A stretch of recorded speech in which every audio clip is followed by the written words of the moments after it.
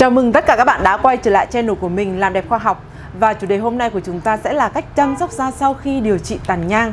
Và dù tình trạng tàn nhang của bạn là nặng hay là nhẹ thì sau khi đốt tàn nhang da đều bị ửng đỏ và nhạy cảm. Do vậy bạn cần chú ý đến chế độ chăm sóc da như là bôi thuốc điều trị, dưỡng da thích hợp và cùng với cả chế độ ăn uống nữa để làn da có thể nhanh chóng phục hồi. Và tàn nhang là một dạng tăng sắc tố xuất hiện trên da dưới dạng những đốm nâu nhỏ tập trung ở vùng tay, má, lưng và có thể lan rộng gây mất thẩm mỹ. Tuy là vô hại nhưng tàn nhang lại khiến cho các cô nàng trở nên tự ti về làn da và dẫn đến mất tự tin trong cuộc sống. Và nhiều người nhầm lẫn giữa nám và tàn nhang thì mình cũng đã có một video chia sẻ về vấn đề này ở video số trước. Và việc đốt tàn nhang là yếu tố cần để có thể mang đến làn da rạng rỡ và đều màu.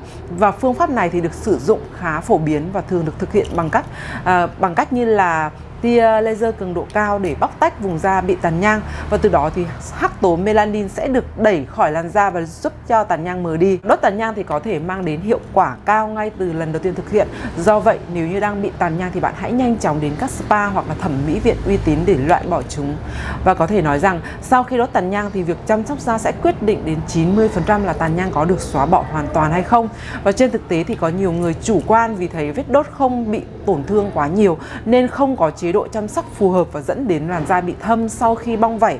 Và bên cạnh đó thì nếu như không được chăm sóc kỹ lưỡng thì chân tàn nhang có thể quay lại sau khi thực hiện đốt tàn nhang. Các chuyên gia da liễu khuyên rằng để có kết quả thẩm mỹ được cao nhất thì khách hàng cần tự ý thức được việc chăm sóc da sau khi đốt tàn nhang, và đây cũng là cách bảo vệ làn da của bạn trước những tác động khác của môi trường bên ngoài. Và mặc dù là bắn tàn nhang thì hiện nay đều được sử dụng các công nghệ hiện đại và không ảnh hưởng xấu đến làn da. Tuy nhiên thì đốt tàn nhang xong thì có thể để lại thâm, và thông thường sau khi đốt tàn nhang thì làn da của bạn có thể gặp phải các vấn đề như là ngứa rát, bị châm chích hay là khó chịu. Và ngoài ra thì đốt tàn nhang xong có thể để lại thâm hay không thì cũng phụ thuộc vào nhiều yếu tố. Và để ngăn ngừa vết thâm hình thành và phát triển rộng trên làn da thì bạn cần chú ý tới các cách chăm sóc làn da sau khi đốt tàn nhang. Bước thứ nhất đó là vệ sinh làn da sạch sẽ. Và ngay sau khi đốt tàn nhang thì bạn cần sử dụng nước muối sinh lý để làm sạch vùng da. Và bạn cũng nên lưu ý rằng chỉ sử dụng bông y tế để chấm khô. Và sau khoảng 3 đến 4 ngày thì bạn có thể sử dụng sữa rửa mặt dịu nhẹ. Và bước 2 đó là dưỡng ẩm da. Bạn nên lựa chọn các loại kem dưỡng ẩm có chứa thành phần như là B3, hyaluronic, axit glycerin, và do đó nó có thể cấp ẩm rất là hiệu quả và cũng như là khiến cho làn da phục hồi tốt hơn. Và ngoài ra thì để hỗ trợ khiến cho các vết thâm được biến mất sau khi đốt tàn nhang thì các bạn cũng nên sử dụng các sản phẩm có chứa vitamin C nhằm kích hoạt sự hoạt động của collagen. Và bước thứ 3 đó là bôi kem chống nắng. Bạn nên sử dụng kem chống nắng thường xuyên, nhất là những lúc ra đường và tiếp xúc trực tiếp với ánh nắng mặt trời. Đây chính là nhân tố khiến cho các vết thâm, các nốt tàn nhang có thể xuất hiện trở lại. Ngoài thắc mắc sau khi bắn tàn nhang thì cần phải làm gì thì không ít chị em cũng rất là tò mò về vấn đề bắn tàn nhang thì sau bao lâu sẽ hết thâm nếu như đã bị thâm. Và theo các chuyên gia thì sau khi sử dụng công nghệ bắn tàn nhang thì bạn sẽ mất khoảng 3 đến 5 ngày để giải quyết dứt điểm các nốt thâm. Tuy nhiên thì lượng thời gian này có thể thay đổi tùy vào cơ địa của mỗi người, và bạn có thể hết thâm sớm hơn hoặc là muộn hơn thời gian đó, vì thời điểm này thì da mặt đang chịu tổn thương nên dễ bị kích ứng dẫn tới bị mẩn đỏ và ngứa rát rất là khó chịu. Và nhất là bạn không nên rửa mặt trong 2 đến 4 ngày đầu để da có thời gian phục hồi. Và việc tiếp xúc với nước sẽ khiến cho vi khuẩn xâm nhập vào làn da, làm tăng nguy cơ viêm nhiễm. Và thời gian này có thể sẽ lâu hơn tùy thuộc vào làn da của mỗi người. Và câu hỏi đặt ra là sau khi bắn tàn nhang thì cần làm gì? Chúng ta cần sử dụng kem hỗ trợ tái tạo da. Một trong những điều bạn cần làm sau khi bắn tàn nhang đó chính là sử dụng kem tái tạo da. Và trên thị trường hiện nay có rất nhiều loại kem tái tạo da khác nhau với mục đích làm lành vết thương vô cùng nhanh chóng. Và đồng thời sau khi bắn tàn nhang thì các thành phần có trong kem tái tạo da sẽ khiến cho kết quả việc điều trị nám và tàn nhang được thành công hơn. Và một số sản phẩm kem tái tạo da mà mình sẽ review mình sẽ để ở đường link trong phần mô tả. Kết thúc video các bạn có thể vào tham khảo và dễ dàng tìm mua ở trên các trang thương mại điện tử. Và ngoài ra thì chúng ta nên sử dụng mặt nạ dưỡng da.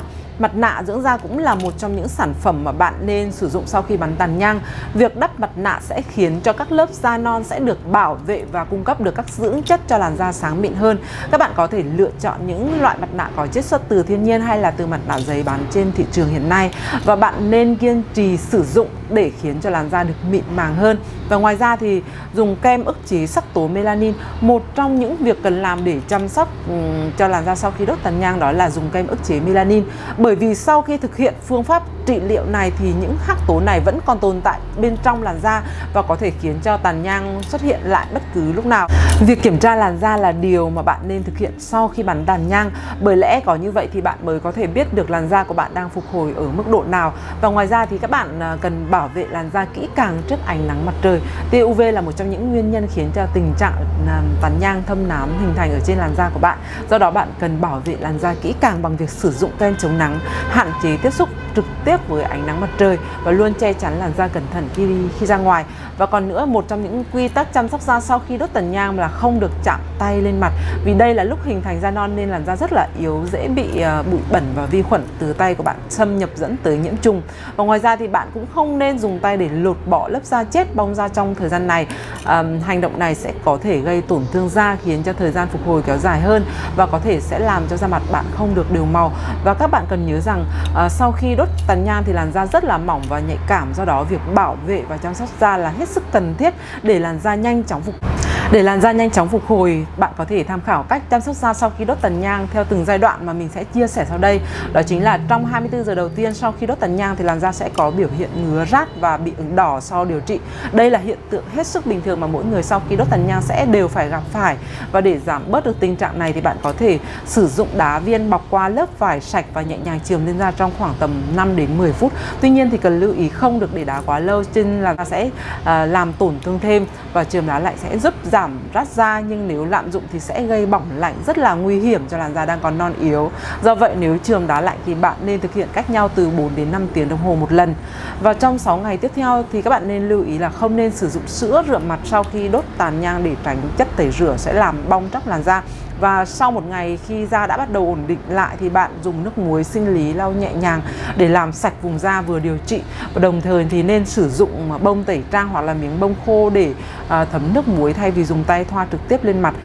Sau một tuần thì làn da đã bong tróc khỏe mạnh hơn thì ở thời điểm này thì hãy lựa chọn các loại kem chống nắng và dưỡng ẩm nhẹ để cung cấp độ ẩm cho làn da, và không được sử dụng các loại mỹ phẩm có tính kích ứng.